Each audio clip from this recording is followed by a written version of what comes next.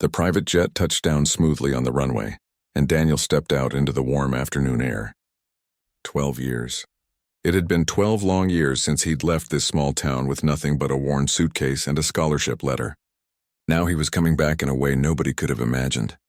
His shoes cost more than most people's monthly rent. The watch on his wrist could buy a nice car. But standing there on the tarmac, looking at the familiar skyline of his hometown, none of that seemed to matter much. What mattered was that he was finally home. Daniel had left as a broke college kid, the son of a single father who'd worked himself to the bone to give him a chance at a better life. He was coming back as the founder and CEO of a tech company worth billions. The journey from there to here had been brutal. Endless nights coding in cramped apartments, surviving on instant noodles, pitching to investors who barely gave him the time of day. But he'd made it. He'd actually made it. His assistant handed him his phone as they walked toward the waiting car. 23 new emails, all marked urgent. A notification about a merger deal worth hundreds of millions. A message from a magazine wanting to interview him for their cover story. He swiped them all away. Today wasn't about business. Today was about something far more important. The drive through town felt surreal. Everything looked smaller somehow, like he'd grown and the world had shrunk. There was the high school where he'd spent lunch breaks in the library, because he couldn't afford to buy food. The corner store where his dad used to buy lottery tickets every Friday, hoping for a miracle that never came. The park where they'd sit on Sunday evenings, his father too exhausted from work to do much else but exist quietly beside him. Daniel felt a knot forming in his chest. Guilt maybe, or regret. He'd been so busy building his empire, proving everyone wrong, showing the world that the poor kid from nowhere could become somebody. But in doing all that, he'd barely seen his father. Video calls every few weeks. Money transferred every month. Gifts sent for birthdays and holidays. But actual presents? Actual time together? That had become rare. His father had never complained, though. Never once made Daniel feel bad about his absence. In fact, whenever they talked, his dad would just ask about the business, tell Daniel how proud he was, and insist everything was fine at home.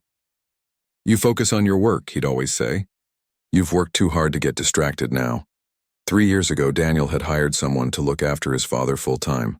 A live-in maid and caretaker who could handle the cooking, cleaning, and make sure his dad took his medications on time.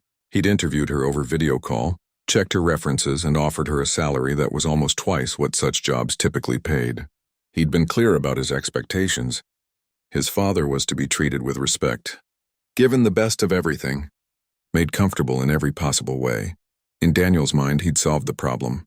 His father was getting older, his arthritis was getting worse, and he couldn't manage the house alone anymore. Daniel was too far away and too busy to be there himself. So money would bridge the gap. Money would ensure his father was taken care of. Money would ease Daniel's conscience about not being there in person.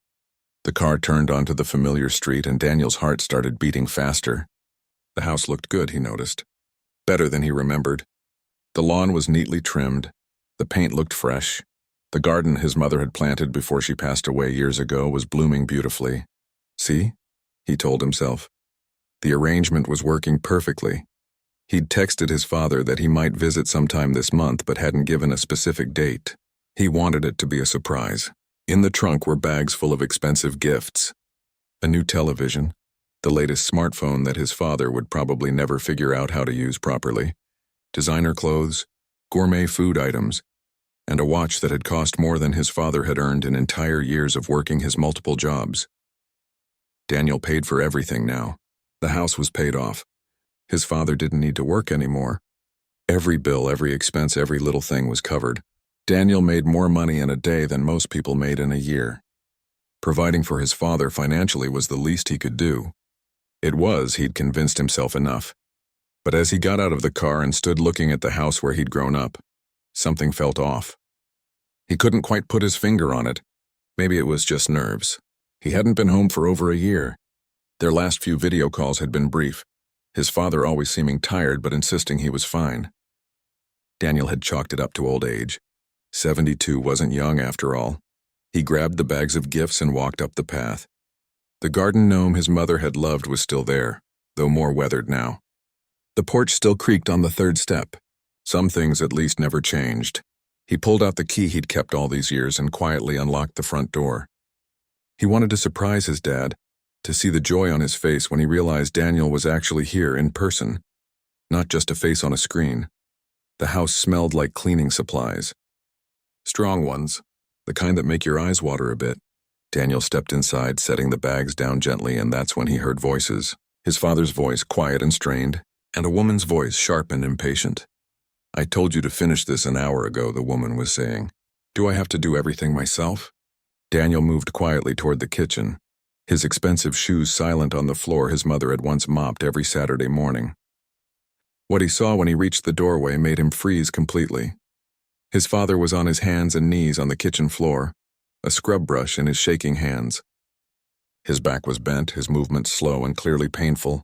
The woman Daniel had hired, paid generously, trusted completely, was sitting at the dining table.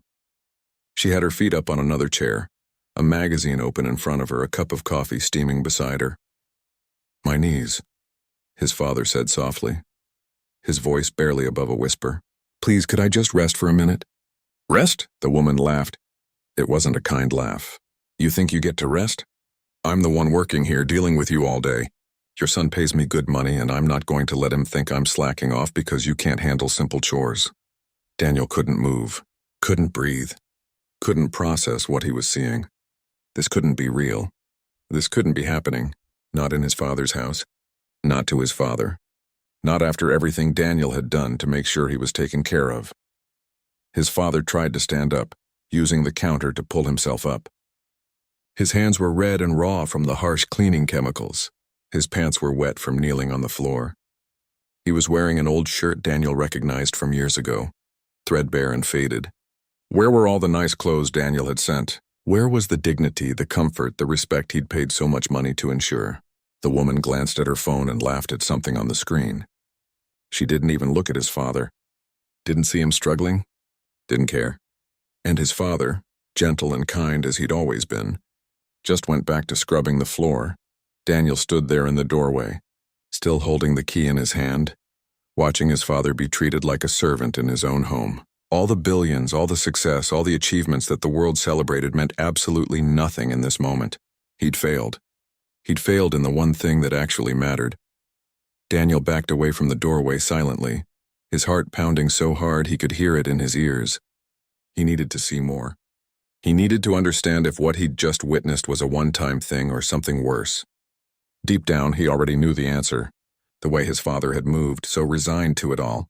The way that woman had spoken with such casual cruelty. This wasn't new. This was routine. He slipped back outside, closing the door as quietly as he'd opened it. His hands were shaking. The bags of expensive gifts sat on the porch looking ridiculous now. Useless. What good was a designer watch when his father was being forced to scrub floors like a servant? What good was any of it? Daniel walked back to the car and pulled out his laptop. His mind was racing, but his years of building a business had taught him one thing above all else. Get the facts before you act. He logged into the security system he'd had installed in the house 2 years ago. High-end cameras in every room except the bedroom and bathroom for his father's safety, he'd told himself. In case of a medical emergency or a break-in, he'd barely checked the footage in months. Why would he? He'd trusted everything was fine. Now sitting in the back of his car, he started scrolling through the archived footage. The system stored everything for 90 days. He started with this morning, then yesterday, then the day before. What he saw made him feel physically sick. There was his father washing dishes while the woman watched television. His father carrying in groceries, heavy bags in each hand, struggling with the weight while she walked behind him empty-handed, talking on her phone. His father cooking dinner, then serving it to her at the table before taking a small portion for himself and eating standing up in the kitchen. His father doing laundry, making beds, vacuuming, all the things Daniel had hired this woman to do. All the things he'd paid her a generous salary to handle so his father could rest and enjoy his retirement. Daniel kept scrolling back. 1 week, 2 weeks, a month. The pattern was consistent and heartbreaking. During the day, she ordered his father around like he was her personal servant. She had friends over regularly, and his father would serve them food and drinks while they laughed and talked. At night, she'd retreat to the guest room Daniel had set up for her, the one with the comfortable bed and the nice television, while his father shuffled off to his own room, exhausted and alone. But the worst parts were the video calls. Daniel found footage from 3 weeks ago when he'd called to check in. He watched himself on the screen, asking his father how everything was going. And he watched his father, with the woman standing just out of frame of the camera, smiling and saying everything was wonderful. "Don't worry about me," his father had said. "Focus on your work. I'm doing just fine." The woman had been making threatening gestures behind the camera. Daniel could see his father's eyes flicking toward her nervously. After the call ended, she'd laughed and said, "Good job, old man. Keep your son happy and we both keep our easy life here. You wouldn't want him to worry, would you?" Daniel felt tears streaming down his face. His father had been protecting him. Even while suffering, even while being mistreated in his own home, he'd been trying to spare Daniel from worry. Trying not to be a burden. Trying not to interfere with the success his son had worked so hard for. There was more. Daniel found footage of her going through his father's room when he was asleep, taking cash from his wallet, small amounts, probably thinking no one would notice. He saw her on her phone constantly, taking selfies in the nice parts of the house, posing with things Daniel had sent. She was posting them online, he realized, probably telling everyone what an easy job she had. He accessed the home Wi-Fi network remotely, something he'd set up with administrative access. The woman's phone was connected to it. Within minutes, using tools his own company had developed, he could see her cloud backup. The messages there were devastating. Group chats with her friends. "This old guy is so pathetic," she'd written. "Does whatever I tell him. Too scared to complain because he doesn't want to bother his big shot son." Another message. "Easiest money I've ever made. The son never visits, just throws cash at everything. As long as I smile on the video calls, I'm set." There were photos too. Pictures of items Daniel had sent his father. Expensive things alongside screenshots of online listings. She'd been selling them. That explained why the house looked nice but felt empty. The comfortable reading chair he'd bought his father. Sold, replaced with a cheaper one. The premium coffee maker?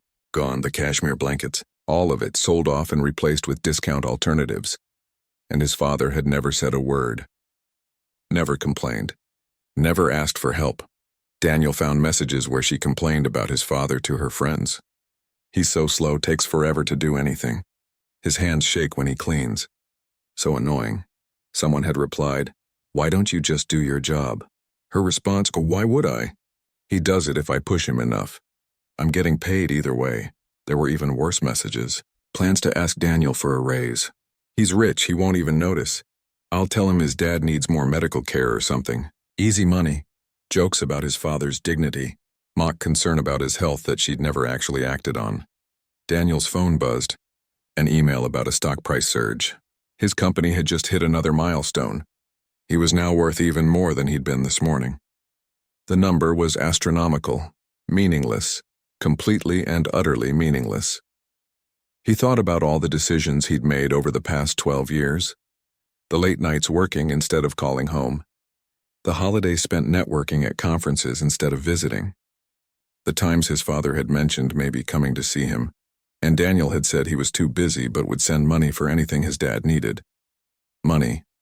Always money. As if that could replace presence. As if that could replace caring. He'd built an empire but had outsourced the care of the one person who'd sacrificed everything for him. His father had worked 3 jobs when Daniel was growing up. 3 jobs so Daniel could have school supplies, could afford the application fees for colleges, could have a chance at a better life. His father had skipped meals so Daniel could eat, had worn worn-out clothes so Daniel could have something decent for school, had put his own dreams on hold permanently so Daniel could chase his. And how had Daniel repaid that? By hiring a stranger and assuming money was enough. By being too busy to visit. By accepting everything's fine at face value because it was easier than digging deeper. By building a business that consumed all his time and energy while convincing himself he was being a good son because he paid all the bills. Daniel looked at the house where he'd grown up. The house where his mother had read him bedtime stories, where his father had taught him to ride a bike in the driveway, where they'd sat together after his mother's funeral, 2 people broken by grief holding on to each other because that's all they had left. That house had become a prison for his father, and Daniel had funded it, had enabled it, had been too absent, too trusting, too foolish to see what was really happening. He pulled up the woman's employment file, the application she'd filled out, the references she'd provided. He called his head of security, a former detective who handled sensitive matters for the company. "I need a full background check," Daniel said, his voice cold and controlled despite the rage burning inside him. "Everything. Employment history, criminal record, financial records, social media, everything she's ever done. I need it in 1 hour." "Is this about a company matter?" the security chief asked. "No," Daniel said. "This is personal, and I need it to be thorough enough to hold up in court." While he waited, Daniel went through more footage. He watched his father eating small portions while the woman ate well. Watched him taking his medication alone. No one checking if he took the right pills. Watched him struggle to reach high shelves, to carry heavy items, to do tasks that were clearly difficult for someone his age with his health conditions. He saw his father sitting alone at night sometimes, just staring at old photo albums. Pictures of Daniel as a child. Pictures of the three of them as a family. His father's finger would trace over his mother's face, over Daniel's face, and the loneliness in that gesture broke something inside Daniel. The security report came back. The woman had lied on her application. Her last job had ended with accusations of mistreatment of an elderly client, though charges hadn't been filed. Before that, she'd been fired from 2 other caregiving positions. She had debt, lots of it. The generous salary Daniel paid probably seemed like winning the lottery to her. An easy mark with an absent son who never checked up in person. Daniel made a series of calls. His lawyer, his accountant, a private investigator to document everything. A victim's advocate who specialized in elder abuse. Yes, that's what this was, elder abuse. The words made him want to throw up, but he forced himself to face them. This was happening to his father. Had been happening. While Daniel had been celebrating business victories and giving interviews about his success story, the sun was setting now. He'd been sitting in the car for 3 hours, gathering evidence, making plans, trying to control the fury and guilt threatening to overwhelm him. He watched the house. Through the window, he could see his father moving slowly through the living room, still working, still cleaning, still serving the woman who was supposed to be serving him. Daniel got out of the car. This time he wasn't going to stay silent. This time he was going to fix his mistake. Not with money, not from a distance, but by actually being present, actually taking action, actually being the son his father deserved. Daniel sat in the car as darkness fell, but he couldn't bring himself to go back inside just yet.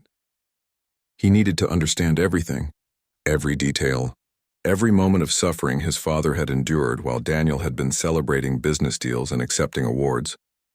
The laptop screen glowed in the darkness, showing footage that got worse the further back he went. He found the beginning, 3 years ago, the day the woman had arrived. His father had greeted her warmly at the door, shaking her hand, showing her around the house, grateful for the help. Daniel watched himself on a video call that evening, asking how the new arrangement was working out. "She seems very nice," his father had said, and she had been at first. For the first few weeks, everything looked normal on the footage. She cooked, cleaned, helped his father with tasks around the house, but then gradually things changed. It started small. She'd ask his father to help with something while she took a phone call. Then she'd sit down to rest while he finished the task. Then she'd suggest he handle certain chores because he knew how he liked them done. His father, always accommodating, always grateful for her presence, had gone along with it. Within 2 months, the dynamic had completely flipped. She was doing less and less while his father did more and more, and his father never complained. Daniel watched video call after video call where he'd asked if everything was okay, and his father had smiled and said yes. Even as the woman stood behind the camera making warning gestures, even as his father grew more tired, more worn down, more resigned to his situation. Daniel found footage from a year ago around his father's birthday. He'd sent an expensive gift, a leather recliner he'd spent hours researching, perfect for someone with back problems. He watched the delivery arrive, watched his father's face light up as he sat in it, testing it out, reading the card Daniel had sent. The woman had walked in, looked at the chair and said, "That's nice. I could use that in my room. The old chair in there hurts my back." His father had protested weakly. "But Daniel sent this for me. For my back pain." "You're on your feet most of the day anyway," she'd replied. "What do you need it for?" Besides, I'm the one taking care of you. Don't you think I deserve to be comfortable? Daniel watched his father's face fall, watched him nod slowly, watched him help her move the chair to her room. 2 days later, Daniel had called for his father's birthday. "Did you like the chair?" he'd asked. "I loved it," his father had said. "Thank you, son. It's perfect." He'd never mentioned it had been taken from him. The footage showed dozens of moments like this. Daniel sending things, his father receiving them with joy, then losing them piece by piece. Not just furniture and clothes, but dignity, autonomy, the simple respect every human being deserves. There were medical concerns, too. Daniel found footage of his father taking the wrong medication because he couldn't read the small print on the bottles, and the woman couldn't be bothered to help him organize them properly. He saw his father miss doses entirely because she was supposed to remind him, but was too busy on her phone. He saw his father stumble and nearly fall while carrying something heavy down the stairs, his arthritis making his grip weak. And the woman didn't even look up from her television show. Daniel's hands clenched on the laptop. His father could have been seriously hurt, could have died. And he, Daniel, would have gotten a phone call from this woman, fake concern in her voice telling him there had been an accident. He would never have known the truth. Would never have known his father had spent his final years being mistreated by someone Daniel had brought into his life. The financial records told another story. The woman had access to a credit card Daniel had set up for household expenses. The statements showed charges at expensive restaurants, nail salons, shopping trips. Hundreds of dollars on herself, while buying the cheapest possible groceries for his father. Daniel had never looked closely at the statements. They were automatically paid from his account. What was a few $1,000s to someone worth billions? Nothing, less than nothing. But it wasn't about the money. It was about the principle. She was stealing from his father while forcing him to live like he was poor. The nice cuts of meat were for her and her friends. His father got whatever was cheapest. The fresh fruits and vegetables were for her. His father made do with canned goods. The expensive coffee was hers. His father drank instant. Daniel found grocery receipts in the cloud backup. She'd taken photos of them, probably to submit for reimbursement. The breakdown was damning. 90% of the quality items were for her consumption. His father, a man who'd worked himself nearly to death to provide for Daniel, was eating like someone on food stamps while living in a house where money was supposedly no object. There were conversations she'd had with her friends, too, saved in voice memos and messages. "The old man complained about his hip today," she told someone. "Like I care. I told him to take some aspirin and stop whining. Not my fault he's falling apart." Another conversation. "His son called today asking about physical therapy. I told him the old guy was doing great, didn't need it. Why would I want to drive him to appointments 3 times a week? That's too much work." Daniel felt cold rage settling over him. His father's doctor had recommended physical therapy. Daniel had approved it immediately, told the woman to set it up, said cost was no issue. She'd simply never done it, had lied to him about it, and his father's condition had worsened as a result. His hip pain, his limited mobility, some of that could have been improved with proper care. The social isolation was perhaps the worst part. Daniel found footage of his father's old friends calling or stopping by.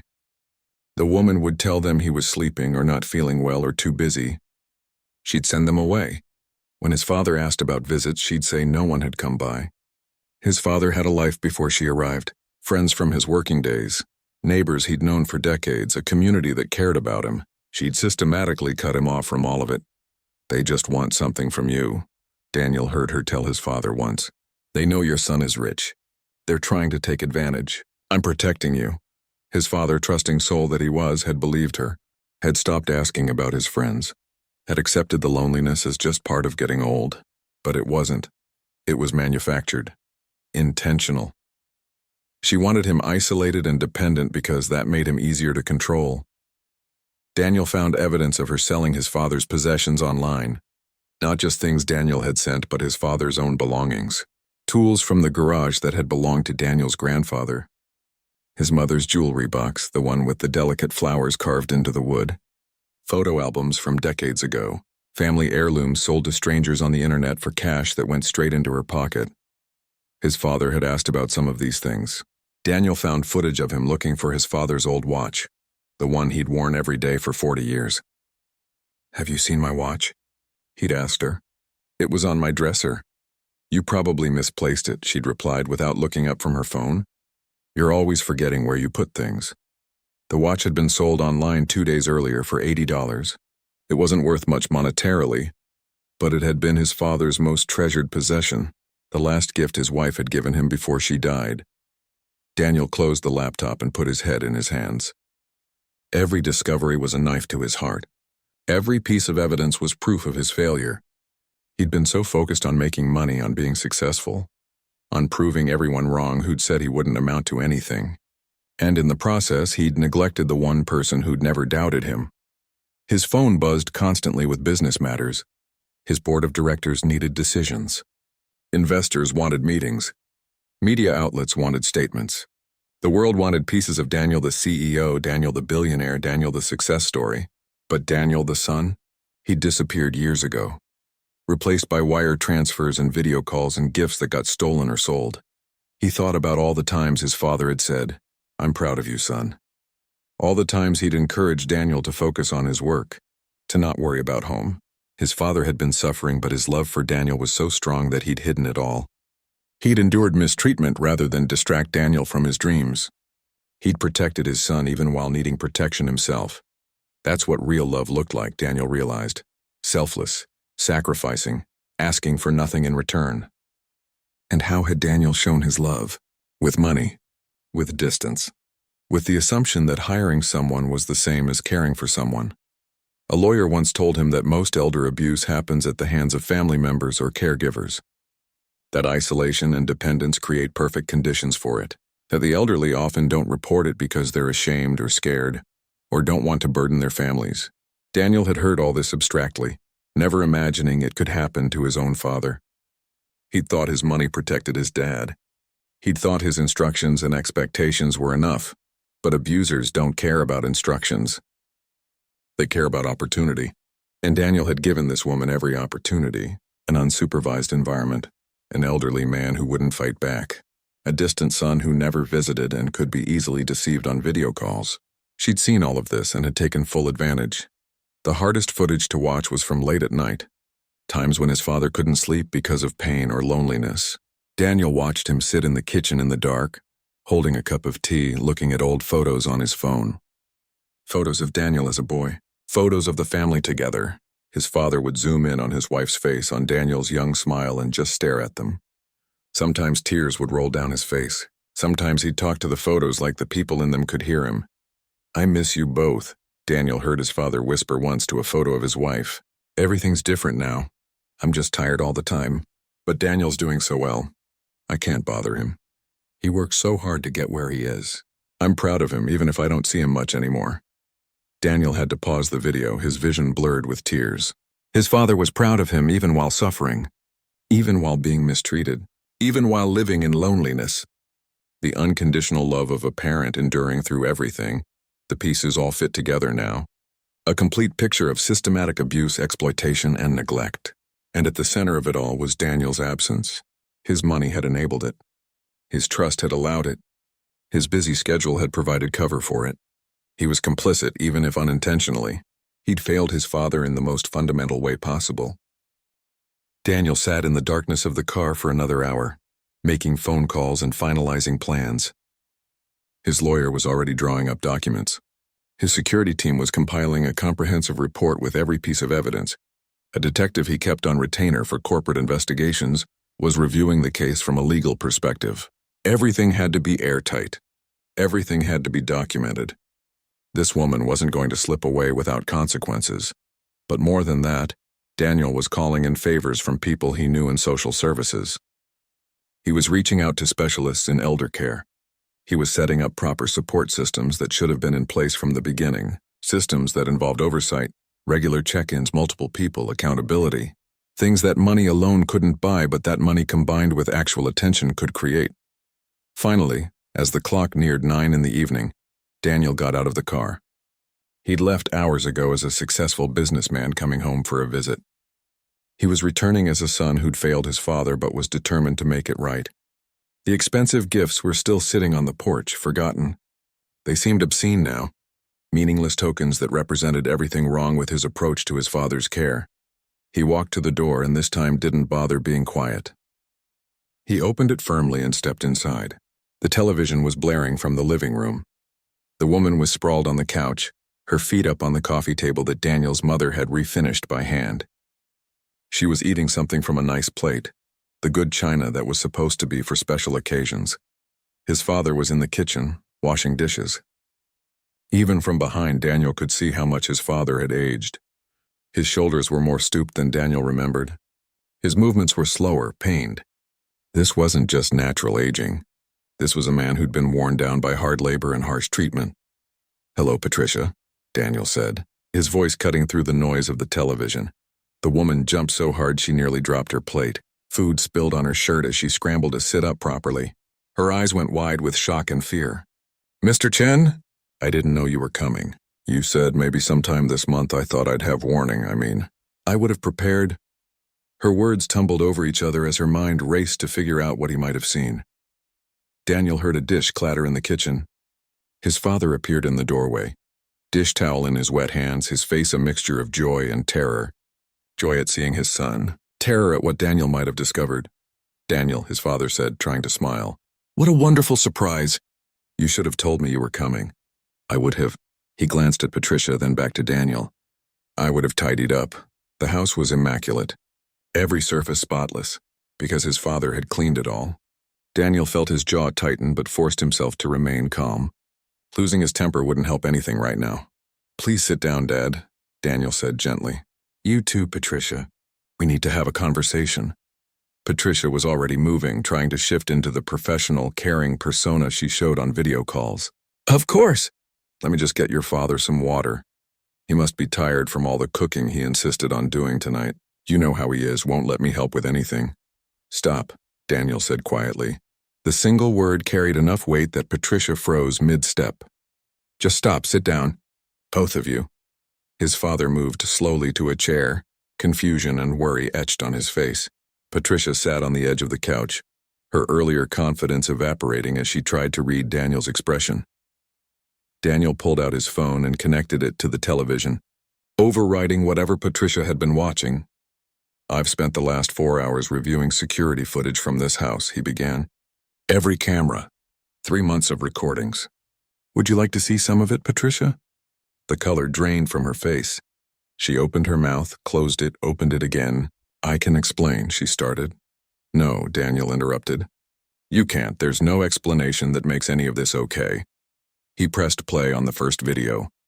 The large television screen showed Patricia sitting at the dining table, while his father scrubbed the floor on his hands and knees.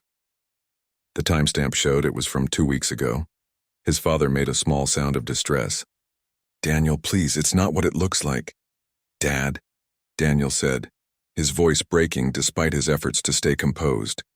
"Please, I need you to just listen right now. Can you do that for me?" His father nodded slowly, tears already forming in his eyes. He looked ashamed, defeated, like he'd been caught doing something wrong when he was the victim in all of this.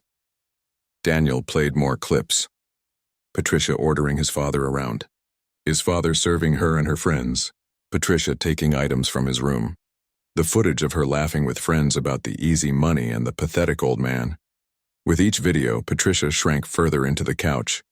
His father kept his eyes down, unable to watch. "I've also reviewed your employment application," Daniel continued, looking at Patricia. "You lied about your previous positions. You were fired from 2 caregiving jobs and forced to resign from a 3rd after accusations of mistreatment. I've seen your financial records.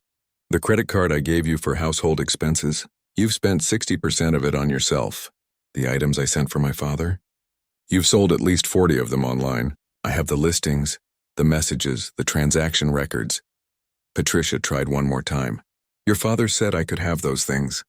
He insisted. "You can ask him." "Don't," Daniel said sharply. "Don't you dare try to blame him. I have footage of you taking things from his room while he slept. I have messages where you bragged about stealing from us. I have recordings of you threatening him, manipulating him, isolating him from his friends. Don't insult my intelligence by lying right now."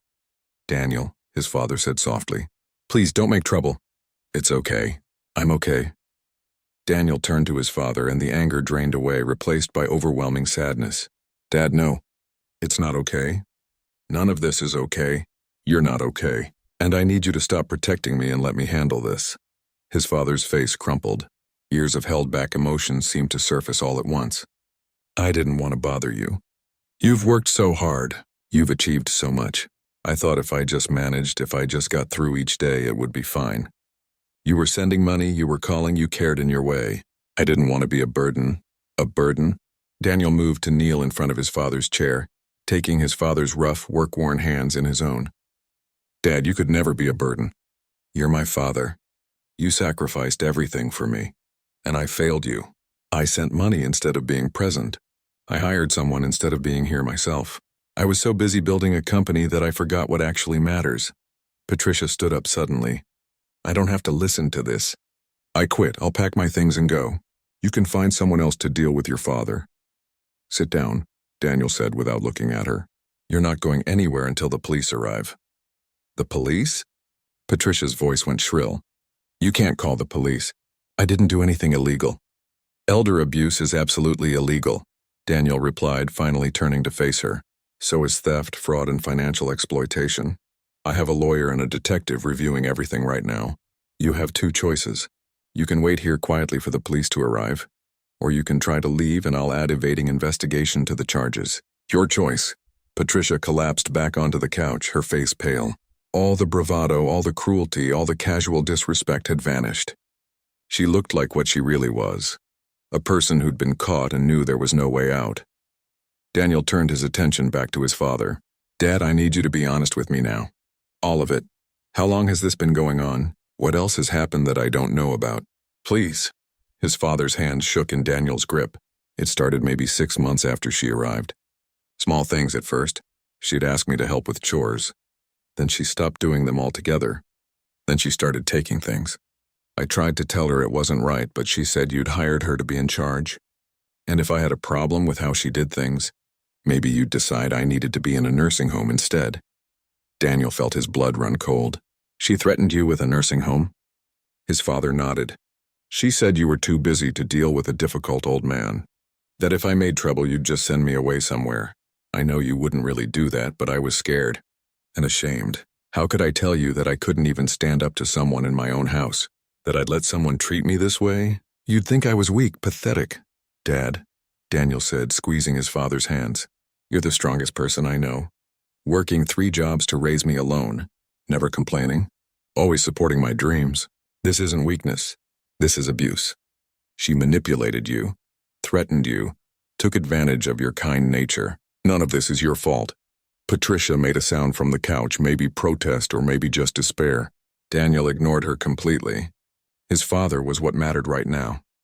When I sent you things, Daniel asked gently. The chair, the clothes, all of it. Did you ever actually get to use any of it? His father shook his head. She'd take most of it. Said she needed it more, or that it was too good for daily use and she'd keep it safe. Some things disappeared entirely. I didn't know she was selling them until just now. The physical therapy your doctor recommended. She told me you didn't need it. I asked her to schedule it, his father admitted. My hip was hurting so badly. She said she'd call, but she never did. When you asked, I didn't want to contradict her. I thought maybe she'd forgotten. I didn't realize she'd lied to you. Every answer was another piece of Daniel's heart breaking. Every revelation was another layer of his failure exposed. He'd given this woman power over his father's life, and she'd abused it completely. And his father, wonderful, kind, self-sacrificing man that he was, had endured it all to avoid being a burden to the son he loved. Headlights flashed through the window. The police had arrived. So had Daniel's lawyer and the victim's advocate he'd called. He'd made sure to have professionals present for everything that came next. This had to be handled properly, legally, with his father's dignity protected throughout. The next few hours passed in a blur of official statements, documentation, and procedure. Patricia was arrested on charges of elder abuse, theft, and fraud. She tried pleading, then threatening, then crying, but the evidence was overwhelming. As the police let her out in handcuffs, she shot Daniel one last venomous look. He felt nothing. She didn't matter anymore. His father was what mattered. The victim's advocate, a kind woman named Helen who specialized in elder abuse cases, sat with Daniel's father while police took his statement. Daniel stayed close by, holding his father's hand, trying to provide comfort even as his father relived months of mistreatment. It was painful to watch, but necessary. The system needed his father's testimony to ensure Patricia faced real consequences. When everything was finally documented, and the officials had left, it was past midnight. The house felt different now, lighter somehow, as if a dark presence had been removed. Daniel helped his father to the living room and settled him in a comfortable chair, then went to make tea. Real tea, the expensive kind he'd sent months ago that Patricia had hoarded for herself. They sat together in the quiet, neither speaking for a long moment. His father looked exhausted, emotionally and physically drained. But there was something else in his expression, too. Relief, maybe. Or the beginning of release from months of suppressed fear and stress. "I'm not leaving," Daniel said finally. "I'm staying here with you. For as long as it takes."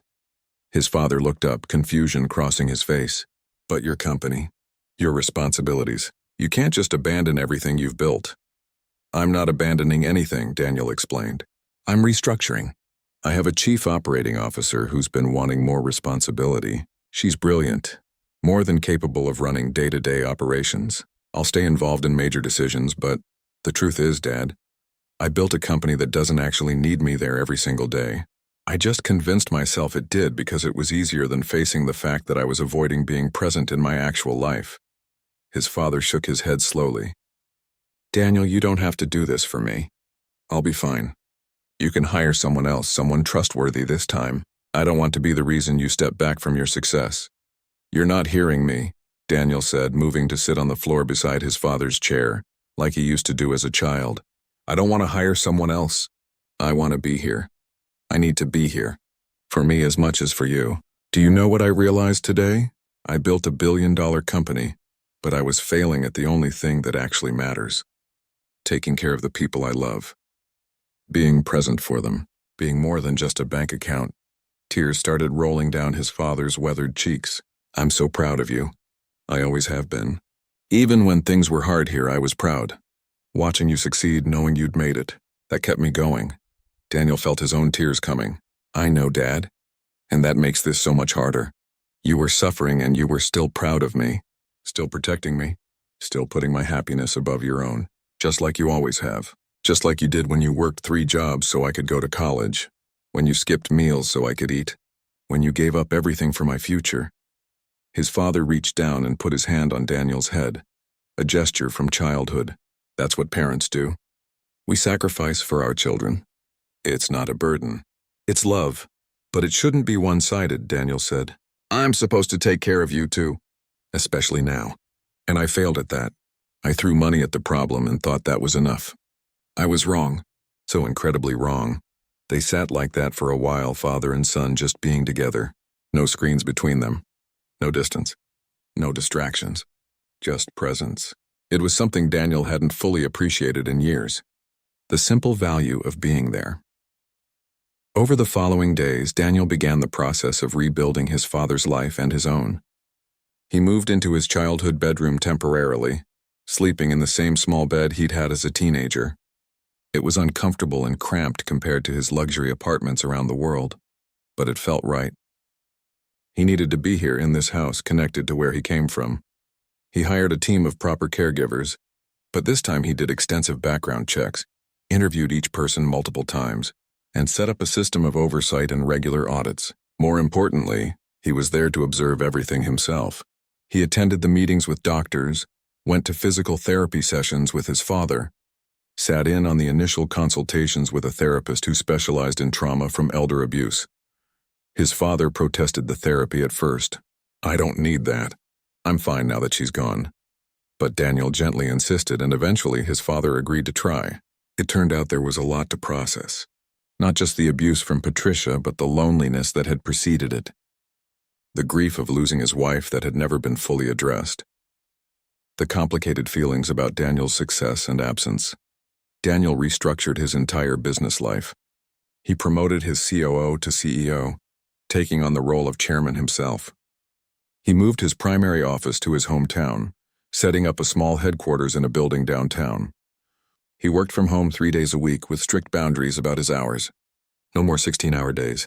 No more working weekends. No more letting business consume everything. His board of directors wasn't happy at first. Investors worried about his reduced involvement. But Daniel was firm. "I built this company," he told them in a video conference.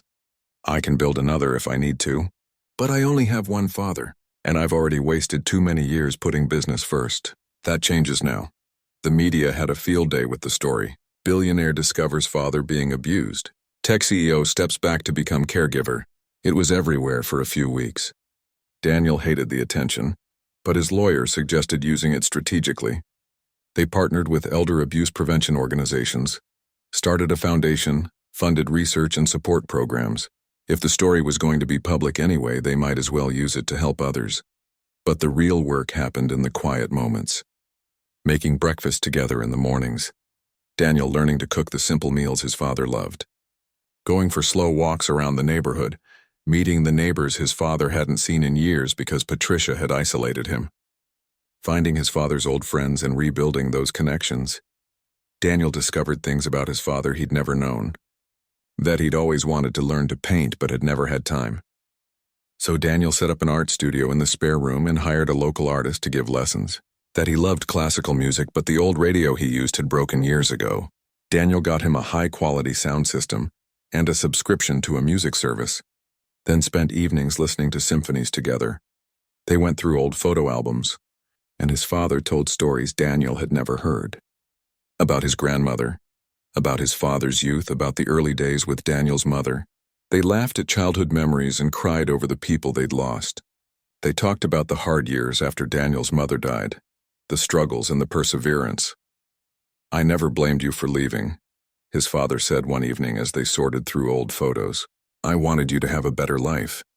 That was the whole point of everything I did. I just missed you. I missed having you around, but I was proud that you were out there making something of yourself." "I should have come home more," Daniel said. "Success doesn't mean anything if you lose sight of what matters along the way." His father smiled. The first real unguarded smile Daniel had seen from him in years. "You're here now. That's what counts." The physical therapy helped his father's mobility. Real medication management improved his overall health. Proper nutrition put weight back on his thin frame. But the biggest change was in his spirit. The defeated, worn-down man Daniel had found scrubbing floors was slowly returning to the person he'd been before. Happier, more engaged, more like himself. Daniel found his own healing in the process. The guilt didn't go away overnight. Neither did the anger at himself for his absence and neglect. But being present, actually being there day after day, started to rebuild something that had been broken. Not just his father's life, but Daniel's sense of purpose. One day, about 3 months after that terrible discovery, they were sitting on the porch. His father was painting a landscape while Daniel read through business reports on his laptop. It was a quiet Sunday afternoon, the kind of simple moment Daniel used to think was boring. Now he recognized it for what it was, precious.